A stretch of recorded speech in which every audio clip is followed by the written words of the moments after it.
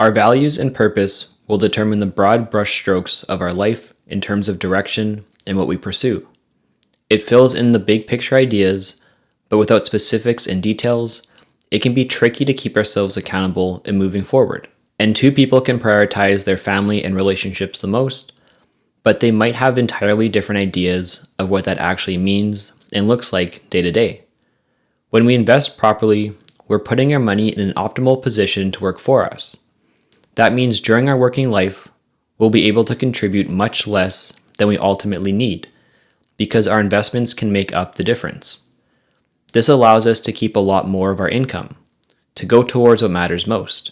If we revisit these illustrations from Bill Perkins' book, Die with Zero, he proposes that people often don't spend their money optimally, spending both too much early and late in their lives. We reach an optimal balance of health, money, and time during our early 30s to later 50s.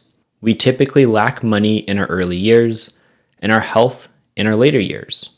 Because of this, he suggests that more people should spend more money during those higher earning years, during their 30s, 40s, and 50s. One reason is you don't know what your future health will be, and it would really suck to save all of your money and wait decades to do what you really want to do, to find out that you can't due to health. The second reason is the experiences provide memory dividends.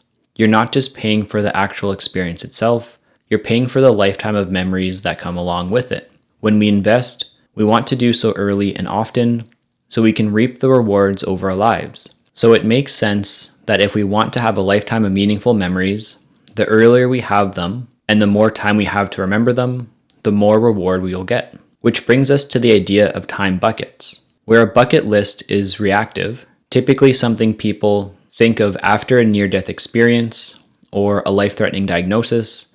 Time buckets take a proactive approach. It's thinking about everything you'd like to do during your life and finding the optimal time to do that thing.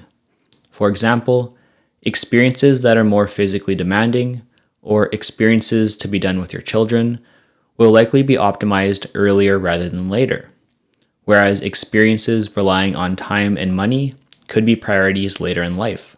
This way of thinking can help ensure we're not just optimizing our retirement or other financial goals, but we're trying to optimize our entire lives. We can secure our financial future by investing properly and spend our extra cash flow in a meaningful way with intent. This turns our goals from focusing on the future to optimizing everything. With your values and purpose in mind, think about how you'd want to achieve meaning in those areas of your life. For example, if a top priority is family and relationships, maybe that means taking a trip to Disneyland with your family, carving out time every week for friends, joining a club, or taking on the tradition of hosting Christmas dinner. In the same Google Sheet document from the last lesson, the third tab offers an outline and some ideas for your dream list. The goal here is to think about what you most want to do. Don't worry about the feasibility or the cost of your goals. Think and dream big. Write down or type everything that comes to mind. There's no right or wrong answer. Once you have a solid list, go to the fourth tab and start sorting your dream list by what decade makes the most sense to do that thing. You can start by categorizing your list in the yellow boxes, and then once everything has a decade, narrow down to fill in your top 3 and next 3. In each decade, it might be tough to do all the things you want to do, but this will help be a guide of what the focus should be. By starting with all-encompassing values, we can identify goals that are aligned with those values. During our day-to-day, we can reflect on our values when spending or allocating our time and money. This can help ensure that our default is aligned with what matters most. Instead of seeing our money in the bank as money that needs to be spent, we can allocate those funds towards experiences that will create meaningful and lasting memories. We can regularly work towards our goals, significantly increasing the chance that our vision for the future becomes our reality. This can create a life where what matters most to us is optimized the entire time. But we have to know what they are and ensure that they are aligned with our values. Only then can we distinguish between what might make us happy and what actually will.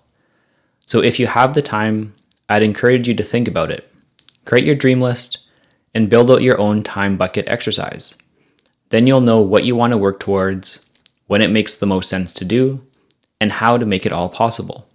To help put things in perspective, author of The 5 Types of Wealth, Sahil Bloom, wrote, "Your wealthy life may be enabled by money, but in the end, it will be defined by everything else."